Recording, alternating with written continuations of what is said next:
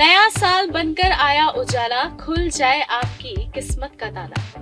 भूल कर बीती बातों को एक नए मुकाम को पाना है। ऊपर उठना है अब हमको, हौसला ये बनाना है। रुकना नहीं अब हमको, आगे कदम बढ़ाना है। हर नया दिन आएगा, हर बीता हुआ कल जाएगा। हर अरमान हर ख्वाब पूरा हो आपका। नए साल में हमको एक नया इतिहास बनाना है। तस्नीम टीवी परिवार की तरफ से आप सभी को नए साल की मुबारकबाद।